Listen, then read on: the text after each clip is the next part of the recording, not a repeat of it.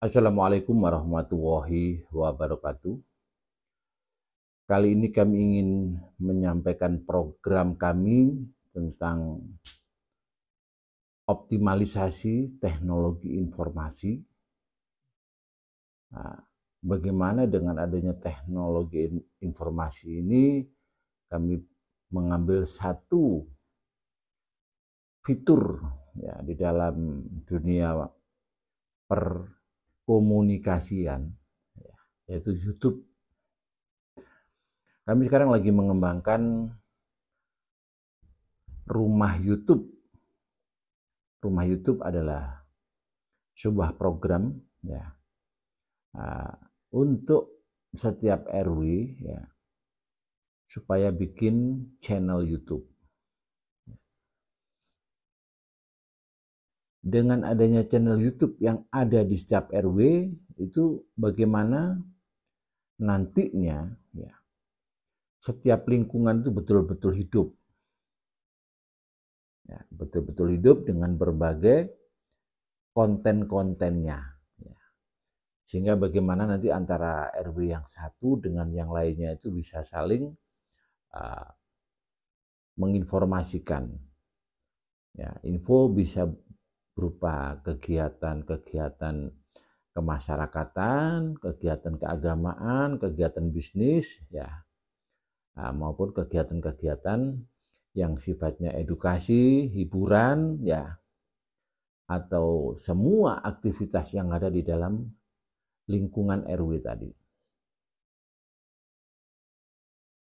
Dengan adanya rumah YouTube yang punya coverage atau punya wilayah satu RW tadi, besar harapan kami, jadi masyarakat setiap RW tadi bisa membuat semacam tematik-tematik. Mungkin bisa rumah YouTube RW Bahagia, ya, misalkan rumah YouTube RW UKM, rumah YouTube RW Budaya, ya, rumah YouTube RW Islamik. Nah, dari situ bagaimana upaya kami ya dengan edukasi motivasi yang kami berikan ya. Jadi untuk konten ya, untuk liputan ya, itu kontennya merupakan liputan tanpa edit. Tujuannya apa? Tujuannya agar masyarakat tadi punya inovasi, punya kreasi, ya, punya ruang, punya tempat, ya, untuk mengekspresikan, ya, mengekspresikan berbagai hal yang diinginkan. Ini kita ambil contoh, misalkan ya, RW Bahagia. Nah, ini RW Bahagia ini ada kecenderungan lokasinya biasanya di perumahan, ya. Nah, di perumahan, ya, perumahan angkatan, ya. Nah, dari situ otomatis mayoritas penghuninya adalah para pensiunan. Ya, bisa pensiunan ABRI, bisa pensiunan sipil ada di situ. Ya.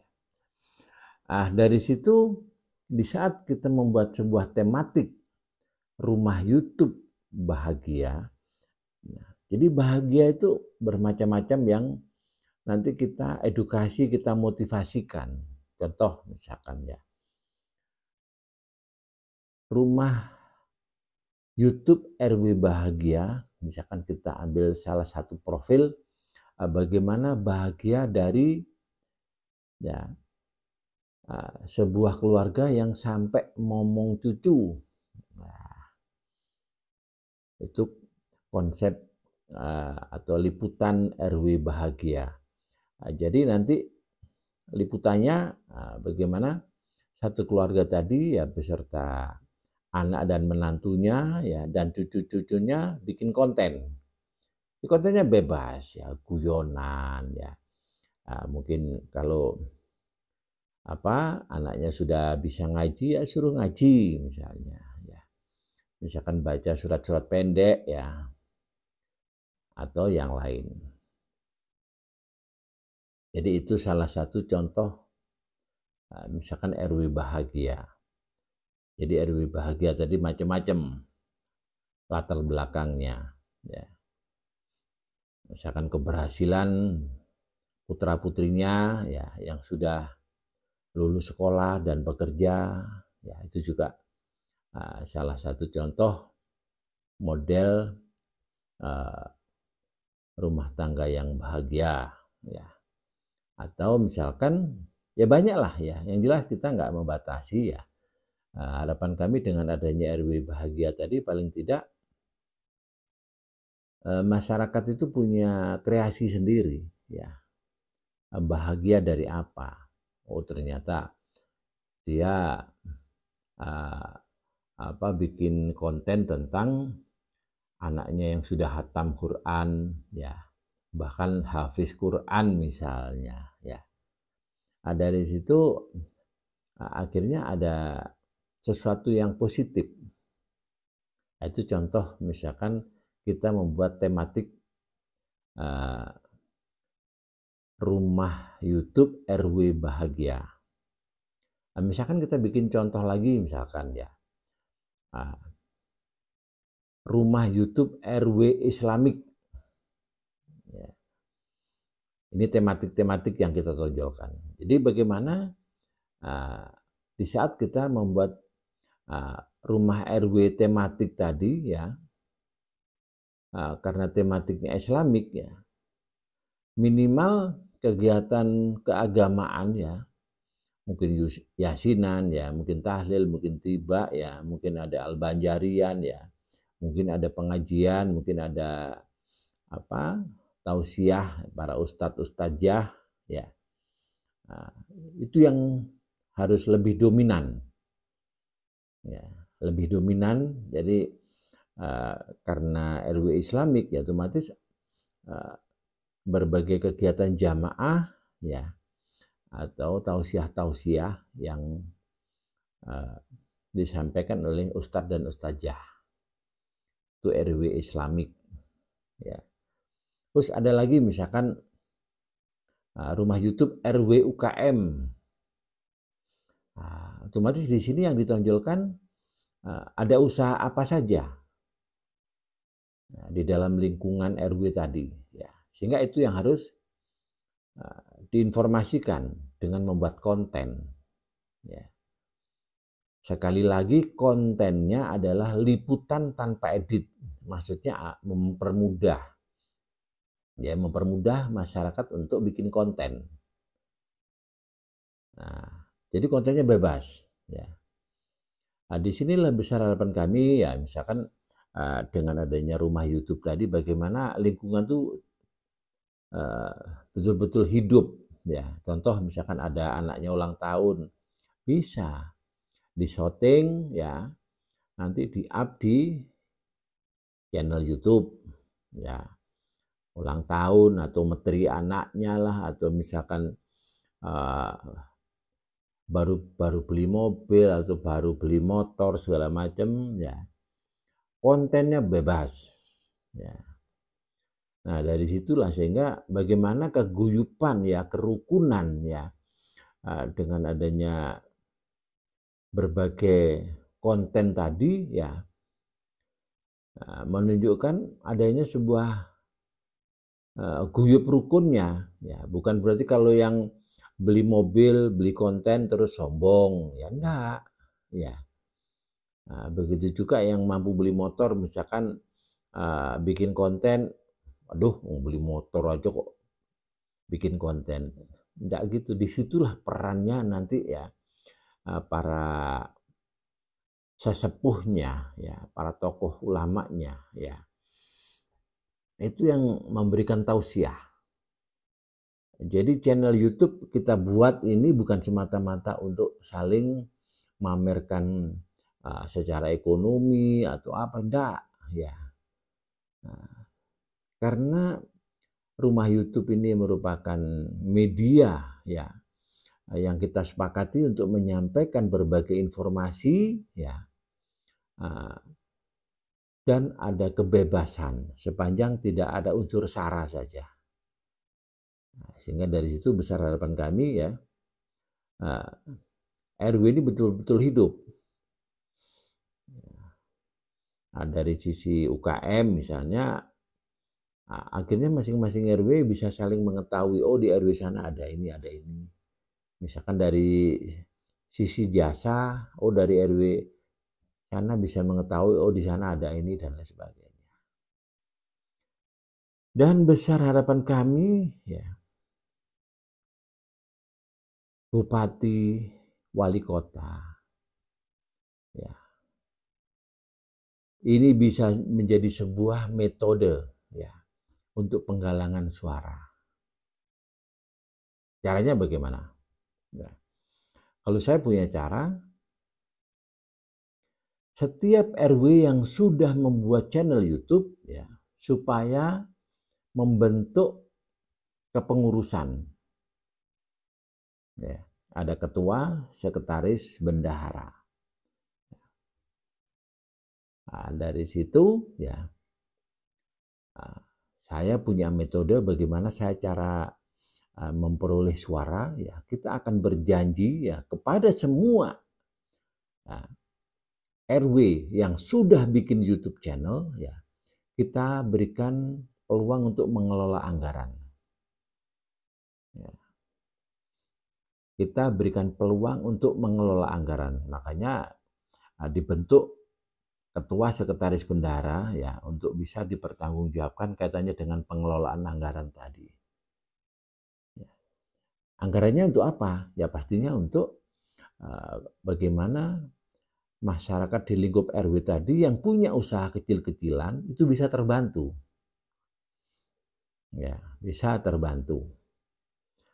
Lah terus tujuannya kenapa harus membuat YouTube channel? Nah, ini yang perlu garis bawahi, ya. Kenapa, ya? Kok harus bikin YouTube channel? Disinilah yang kami tawarkan, ya. Bagaimana penyaluran dana, ya, yang dikelola oleh RW tadi, ya, itu bisa diketahui oleh masyarakat. Jadi adanya sebuah transparansi, ya. Misalkan, ya, tahun ini menerima 10 juta. Yang minjem siapa saja, ya. Misalkan si A, si B, si C, si D, ya, misalkan 5 orang. Ya. Dan perlu dipedomani juga, siapapun yang minjam, ya, siapapun yang minjam itu harus dibuat konten. Nah, maksudnya, misalkan ada si A, ya, Pak, alhamdulillah saya telah menerima pinjaman dana bergulir senilai 2 juta. Nah, ini dengan dibuat konten, disorting, ya. Dan saya punya kesiapan, Pak, untuk melunasi, ya, selama 2 tahun. Dan saya juga siap untuk memberikan keuntungan atau bagi hasil. Ya, misalkan 1 jutanya saya ngasih 50, Pak. Misalnya. Nah, jadi selama 2 tahun dia pinjam 2 juta, ya, per tahunnya dia ngasih keuntungan bagi hasil 50.000. Nah, dari situ, ya, karena si A ini jualan cilok, ya, nah, makanya di dalam proses penyaluran dana tadi, ya, setelah sudah ada kesepakatan tadi, ya, pinjam 2 juta, ya, ngangsur selama 2 tahun, ya, terus ada ketentuan bagi hasilnya 1 jutanya misalkan 50.000. Nah, setelah itu kita doakan, ya, ya, kita doakan, ya, misalkan, ya, para netizen yang kami hormati, ya, pada hari ini kami menyalurkan dana kepada Pak John. Nah, beliaunya jualan cilok. Besar pinjamannya 2 juta, ya, dan ada kesanggupan ngangsur selama 2 tahun dan siap memberikan bagi hasil per jutanya 1 jutanya 50.000. Saya mohon ya aminkan ya, semoga Pak John tadi yang pinjem untuk usahanya jualan cilok ya diberikan keberkahan, diberikan rezeki ya, diberikan kelancaran, semoga usahanya berkembang ya, sehingga bisa mengangsur ya, sehingga ada perubahan lebih baik di dalam kehidupan keluarganya. Nah, jadi kita mintakan doa kepada para netizen, para subscriber, para viewer ya. Dari situlah besar harapan kami ya. Ini merupakan metode ya. Bagaimana pemerintah itu mampu hadir sampai ke masyarakat paling bawah. Dan ada edukasinya ya, ada motivasinya ya. Nah, dari sini akhirnya Pak John tadi merasa, ya Allah, alhamdulillah ya Allah, semoga doa para netizen ya, dengan saya usaha jualan cilok ini, usaha saya bisa maju, bisa berkembang. Amin, amin, pastinya begitu. Nah, dari sinilah harapan saya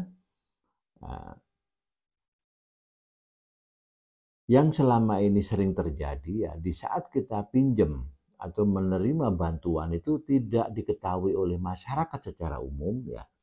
Ini masyarakat ini gegabah, kadang-kadang dibikin seenaknya sendiri ya. Di saat pinjam aja kayak wis begitu ya. Tapi begitu waktunya ngangsur, biasanya sulit.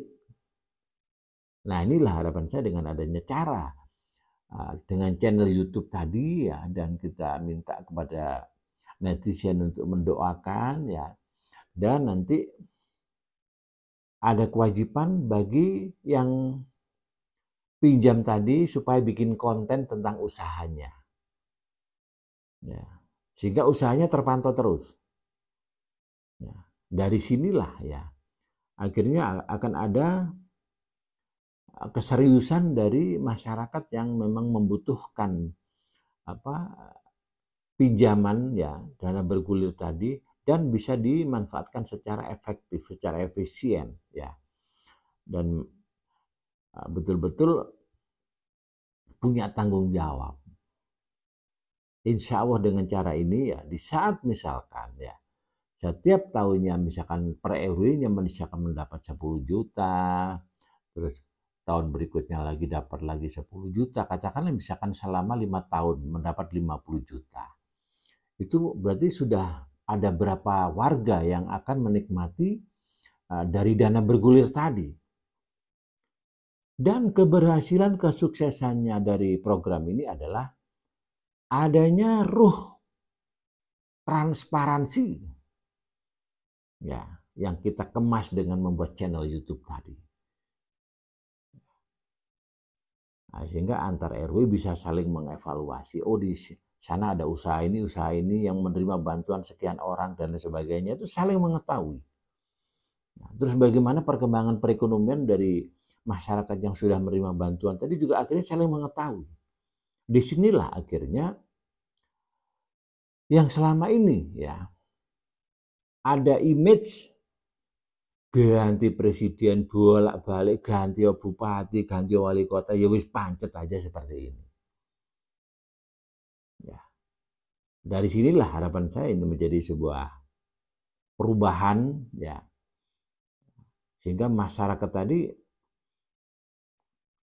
betul-betul merasa tersentuh oleh program pemerintah dengan adanya transparansi. Semoga ya ini para calon bupati, calon wali kota ini bisa menjadi salah satu metode Bagaimana untuk mendapatkan simpatik atau empatik dari masyarakat. Ya. Yang jelas harus transparan dan jujur. Ya. Karena apa? Ya itu tadi. Jadi aktivitas perputaran keuangan itu terpantau terus. Dan masyarakat itu bisa tahu pengelola YouTube ini ada uang berapa sekarang. Karena transparan. Misalkan ada 5 peminjam ya. Berarti per bulannya kan ada masukan sekian, sekian, sekian. Masyarakat bisa pinjam lagi.